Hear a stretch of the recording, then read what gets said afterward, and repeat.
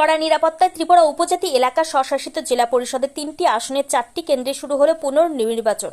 কড়া নিরাপত্তা ও আঁটাসাঁটা নজরদারির মধ্য দিয়ে আজ সকাল 7টা থেকে ত্রিপুরা এডিসি নির্বাচনের 3টি নির্দিষ্ট আসনের 4টি ভোট কেন্দ্রে শুরু হয়েছে পুনর্নির্বাচন।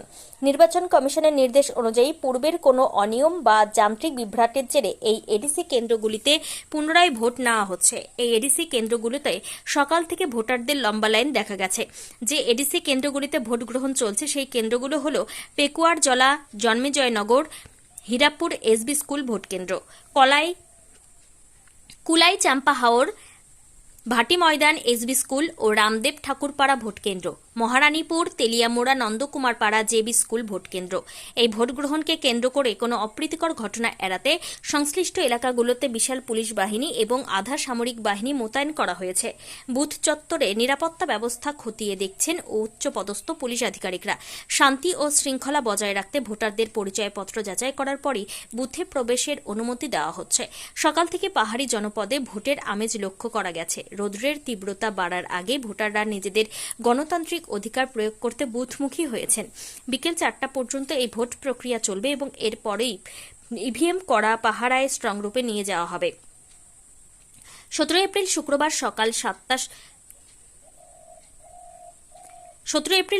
সকাল 7টা থেকে 2026 সালের 28টি এডিসি আসনের ভোটের ফলাফল ঘোষণা করা হবে। এবারের এডিসি নির্বাচনে মোট ভোটার 9,62,547 জন। এর মধ্যে পুরুষ ভোটার 4,81,959 জন, মহিলা ভোটার 4,80,582 জন, তৃতীয় লিঙ্গ 6 জন। ত্রিপুরা থেকে বিক্রম কর্মকারের report, crime press Bengal news. একদম নিরাপত্তা পরিবেশ আছে, পরিবেশে ভোট দিতে পারতেছি, আনন্দ উৎসব করি। যারা দায়িত্বে আছে কর্মচারীরা, এরা আপনাদের কিরকম সাহায্য করছে? খুব ভালো। কোনো অসুবিধা হয়েছে না তো? আপনাদের বুথ সেন্টারটার নাম কি? কত নম্বর বুথ সেন্টার? হাজারিপাড়া ধরে আর কি। আচ্ছা, ঠিক আছে। নিরাপত্তা ব্যবস্থা কিরকম ছিল? ভালোই। ওই গতকাল থেকে তো নিরাপত্তা বাহিনী তো পুরাই আমরার উপরে নজর আছে, ঠিক আছে সব কিছু। আমাদের পাড়া আর সেন্টার এইগুলো তো সব ঠিক হই। কোনো অসুবিধা হয়েছে না তো? না, শান্তিতেই আছে এখন পর্যন্ত। আপনারা ভোট দিতে মানে এই নির্বাচন কমিশনের যে যারা দায়িত্বে আছে তারা আপনার সাথে সহযোগিতা কিরকম করছেন?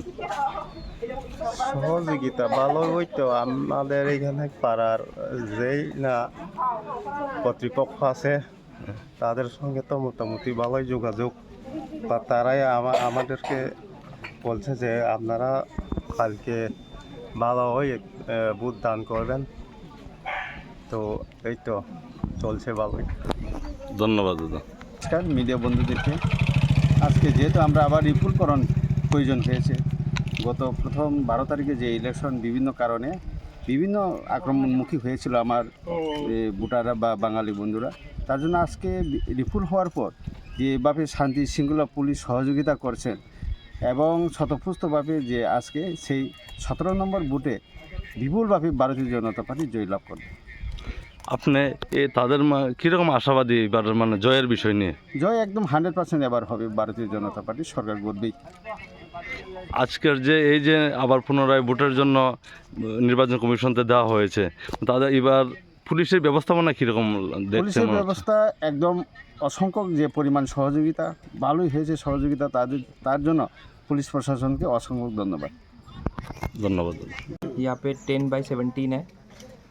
Ramdev Thakurpara SB school Kalyanpur PS के अंडर आता है। कॉन्स्टिट्यूंसी है कुलाई चंपावर। यहाँ पे रीपोल अनाउंस हुआ था, तो उसी मतलब उपलक्ष्य में हमने सिस्का सिक्योरिटी मल्टी प्रोंग तरीके से किया है।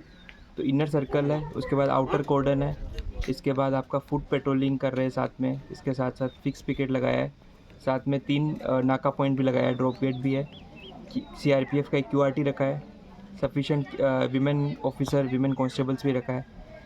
तो एक मल्टी प्रोंग तरीके से सिक्योरिटी इंश्योर किया है, एक सेंस ऑफ सिक्योरिटी दिया गया है वोटर्स को।